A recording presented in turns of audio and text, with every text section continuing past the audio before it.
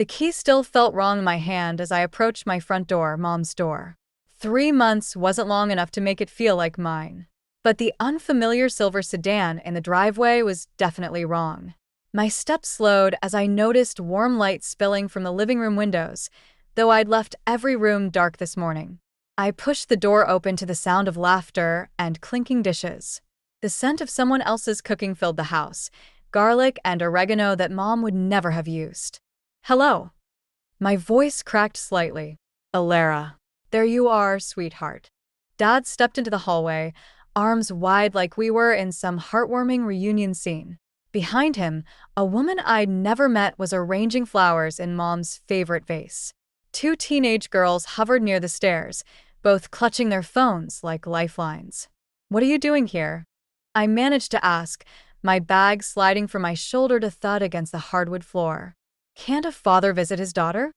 Dad's smile was exactly as I remembered, warm on the surface, but never quite reaching his eyes. "This is Marigold, by the way. And her girls, Leora and Seraphine." Marigold waved, her bangles jingling. "We've heard so much about you, Alara. Your father talks about you constantly." That was rich, considering he hadn't called once since Mom's funeral. I forced myself to nod, watching as Marigold continued rearranging Mom's things like she owned them. A family photo had already been shifted to make room for her generic grocery store bouquet. "How long are you visiting?" I asked, emphasis heavy on the last word. Dad's smile flickered. "Well, about that. We thought, since you're all alone in this big house." He gestured vaguely at his new family. "We could stay a while. Help you adjust." The walls seemed to close in as I processed his words. This wasn't a visit. This was an invasion, wrapped in concern and tied with guilt. I watched Seraphine dump her backpack on Mom's antique chair, and something inside me hardened. "I need a change," I said quietly, brushing past them all.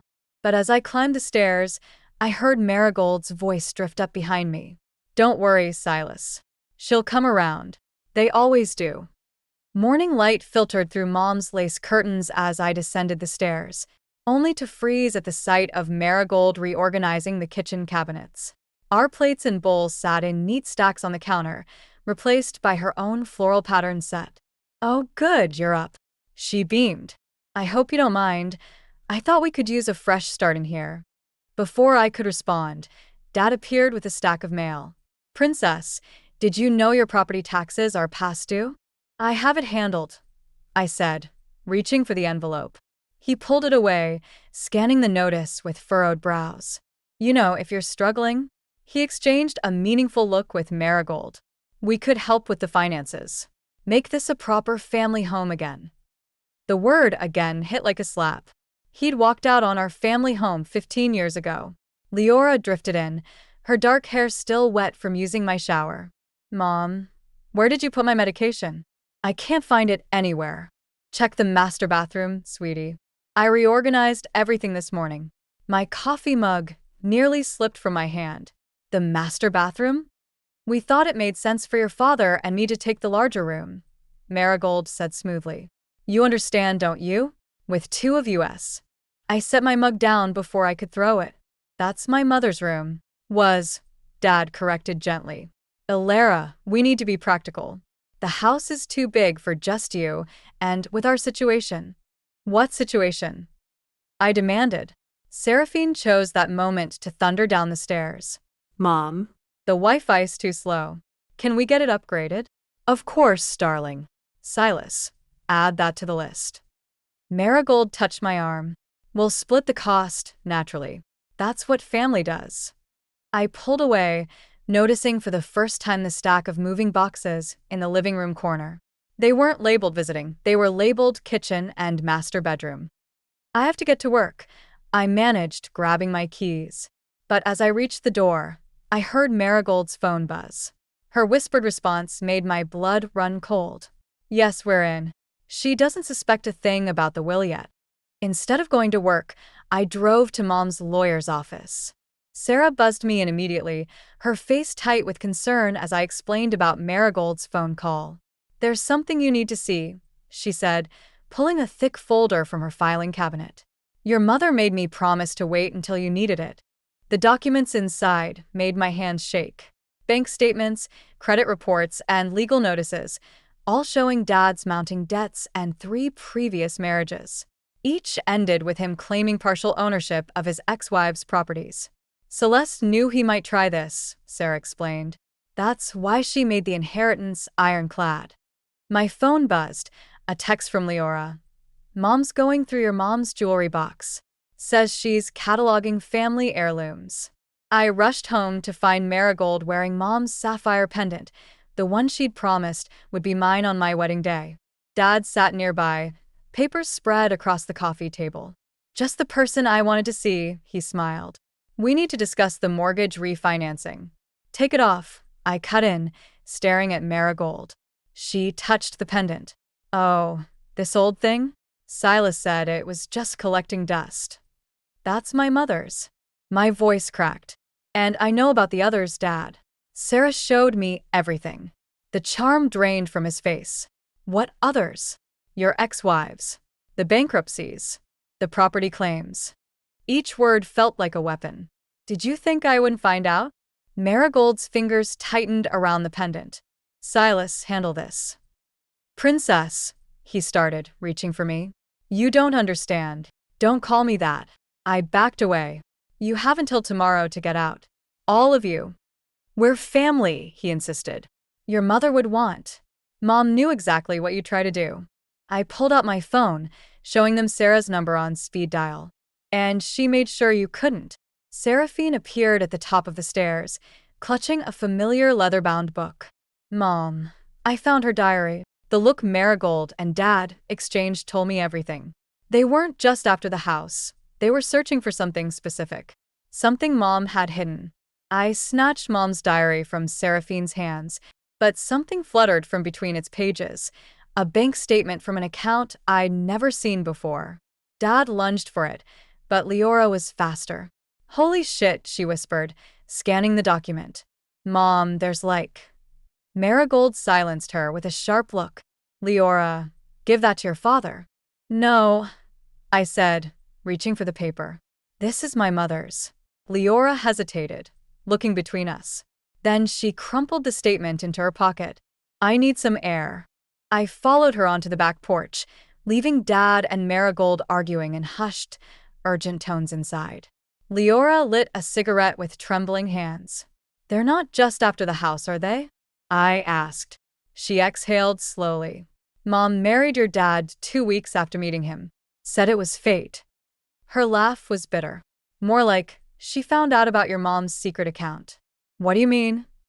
This is the 3rd time, Leora continued. Different house, different story, same ending. Mom finds wealthy single parents, preferably widowed or dying. Dad swoops in, plays Prince Charming. The porch door creaked. Seraphine stood there, pale. They're calling the locksmith. Something about a safe in the master bedroom wall. My heart stopped. Mom's old jewelry safe. I'd forgotten it existed. Alara? Leora touched my arm. Whatever's in there, they can't get it. Not this time. I rushed upstairs to find Dad already measuring the wall, Marigold directing him like a conductor. The sapphire pendant glinted at her throat like a trophy. Get away from there. Princess, Dad turned, all concern. We're just securing the family valuables. They're not your family valuables. I pulled out my phone. Sarah's already filed a police report about the unauthorized entry. They'll be here in 10 minutes. Marigold's mask finally cracked. You ungrateful little... Mom. Leora appeared beside me, holding up the bank statement. It's over. For the first time, I saw real fear in my father's eyes. Not of losing me, but of losing whatever secret Mom had locked away, the truth he and Marigold had come to steal. The police arrived just as Marigold was frantically shoving jewelry into her purse. While they took statements, I noticed Leora slipping something under my door. A USB drive with evidence scrawled across it in Sharpie. Later that night, after everyone had finally gone to sleep, I plugged it in. Photos filled my screen. Documents from previous marriages, court records, and social media posts showing Marigold and Dad with other families. Other homes. Other victims. A soft knock, made me jump. Seraphine stood in my doorway, hugging herself. "She's not really calling a locksmith," she whispered. "Mom hired someone else. They're coming tomorrow while you're at work." "Why are you telling me this?" "Because I was there when Mrs. Henderson died." Her voice cracked. "The last time Mom and Dad did this.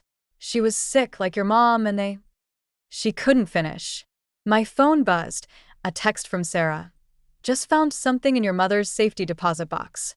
Come first thing tomorrow. Urgent." "They won't stop," Seraphine continued. "Not until they get whatever's in that safe. Mom thinks it's evidence of Dad's embezzlement from before, something your mom found out."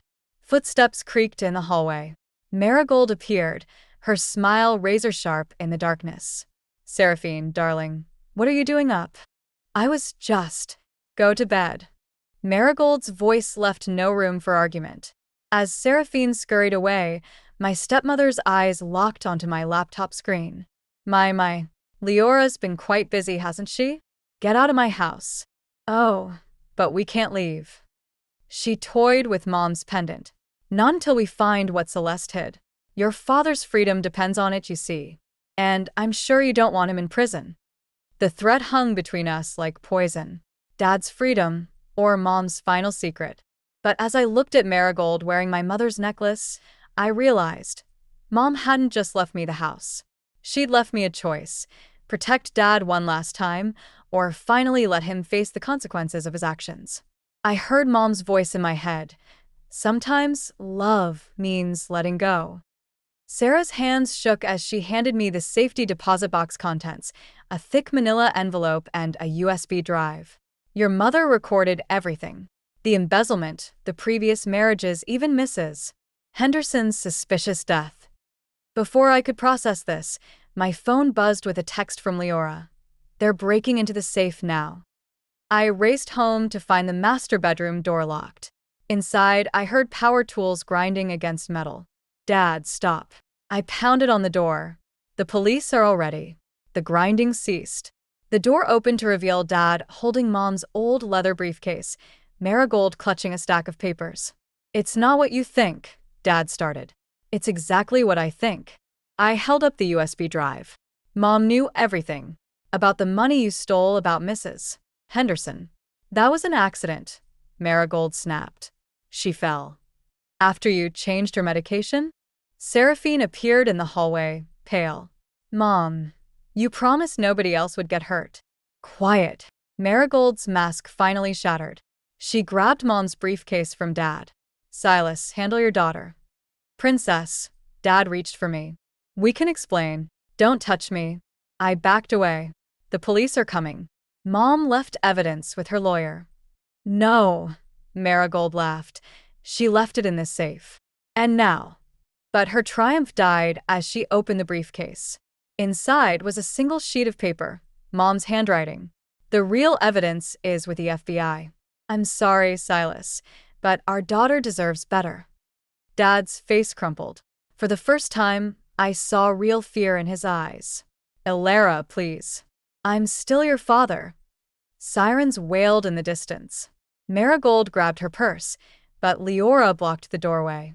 "Move," she ordered her daughter. "No."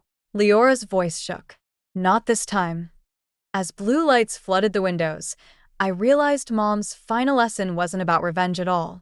It was about breaking cycles, about choosing truth over comfortable lies, about letting go of the father I wished I had, to become the person I needed to be. The front door splintered below as federal agents entered, and I knew there was no going back. As FBI agents led Dad and Marigold downstairs, I noticed something glinting beneath Mom's dresser, the sapphire pendant, dropped in the chaos. But when I reached for it, my fingers found something else, a sealed envelope with my name in Mom's handwriting. Inside was a key and a letter dated just weeks before she died. "My dearest Elara, by now you've seen what your father truly is.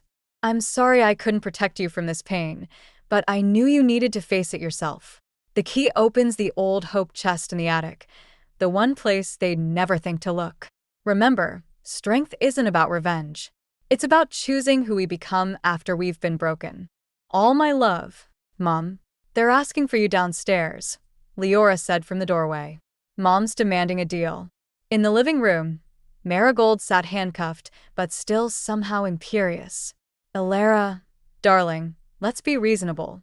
Drop the charges, and we'll split whatever's in that safe. There's nothing to split. I held up Mom's key. The evidence was never in the safe. Dad's face went ash-white. The hope chest.